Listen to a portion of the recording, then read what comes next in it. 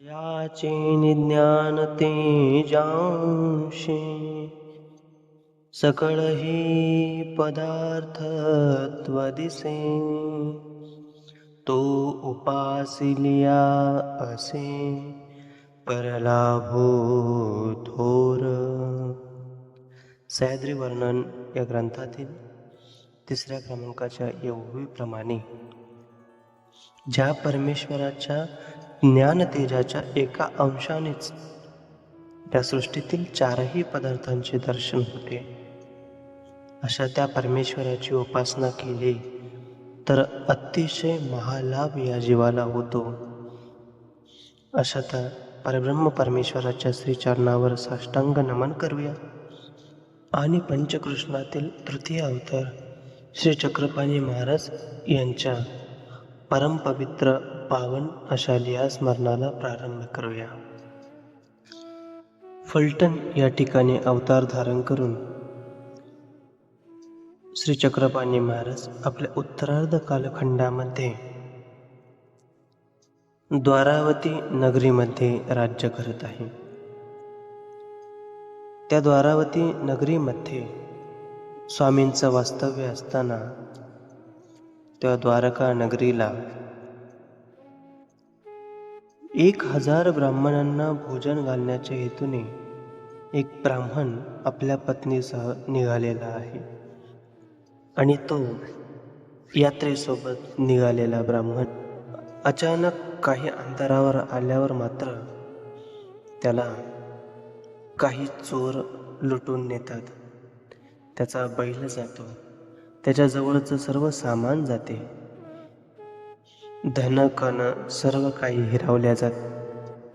त्या ब्राह्मणाची पत्नी मात्र हुशार आहे.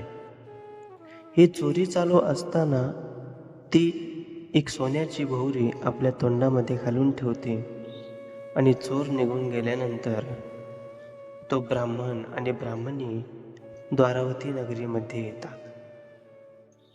तेव्हा स्वामींना उंटाच्या हाडाच्या सापळ्यामध्ये आसन आहे.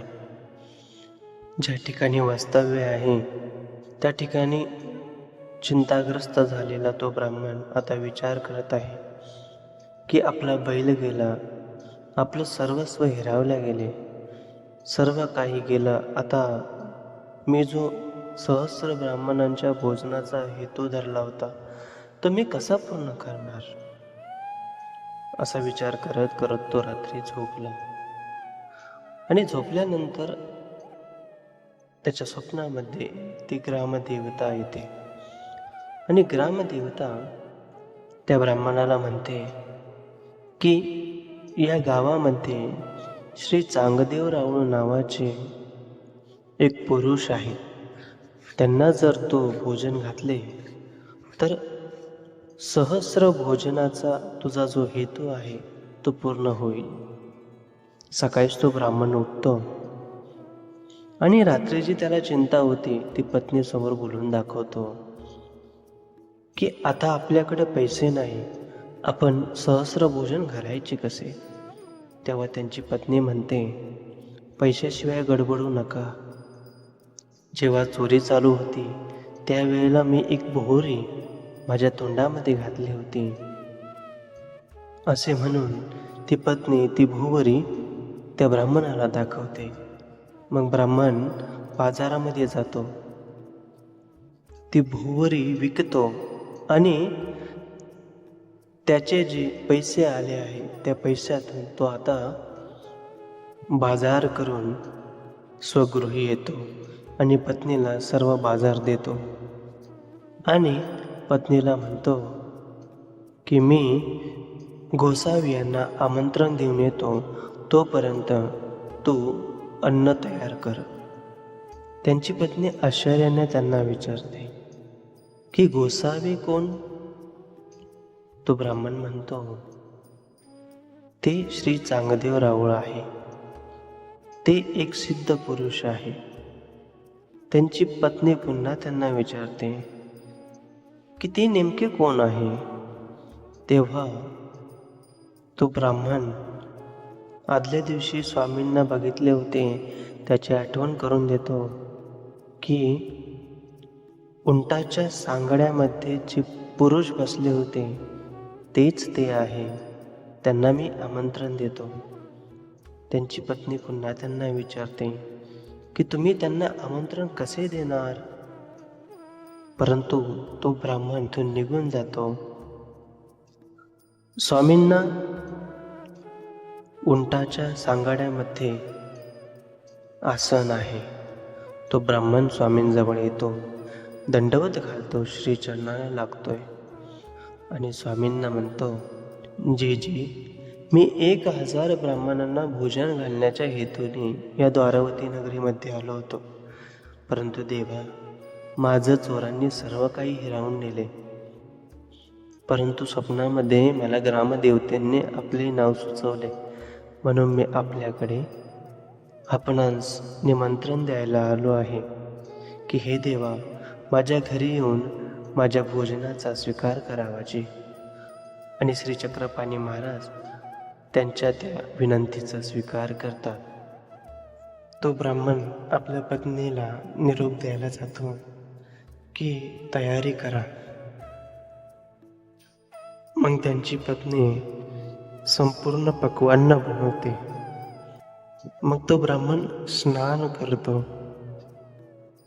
काही वेळ गेल्यानंतर त्यांची पत्नी त्यांना म्हणते की ज्या पुरुषांना तुम्ही निमंत्रण देऊन आलात त्यांच्याकडे जा आणि त्यांना बोलावा. मग तो ब्राह्मण स्वामींकडे जातो, स्वामींना पुन्हा विनंती करतो आणि मग स्वामी आणि तो ब्राह्मण त्या ब्राह्मणाच्या स्वगृही आले आहे. तो ब्राह्मण स्वामींचे श्रीचरण धुत आहे. स्वामींच्या ललाटावर टिळा रेखला आहे आणि आता श्री चक्रपाणी महाराज भोजनासाठी बसले आहे. ब्राह्मण पत्नीने समोर पत्रावळी ठेवली आणि त्यामध्ये आता ती पक्वान्न वाढायला लागली आहे. स्वामी भोजन करू लागले आहे. ब्राह्मण पत्नी मांडे वाढत आहे तर स्वामी वडे जेवत आहे. ब्राह्मण पत्नी वरण वाढत आहे तर स्वामी भात जेवत आहे.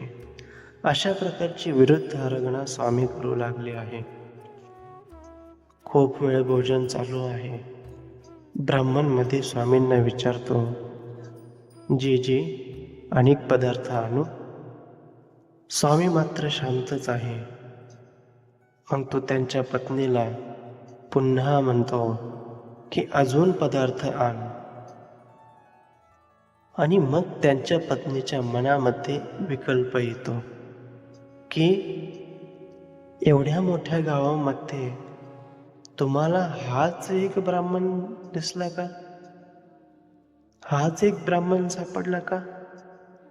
असा विकल्प ती पत्नी त्या ब्राह्मणासमोर बोलून दाखवते. आणि बस, स्वामी आता हात आखडता घेत आहे. आता स्वामी कोणतेच पदार्थ स्वीकारायला तयार नाही.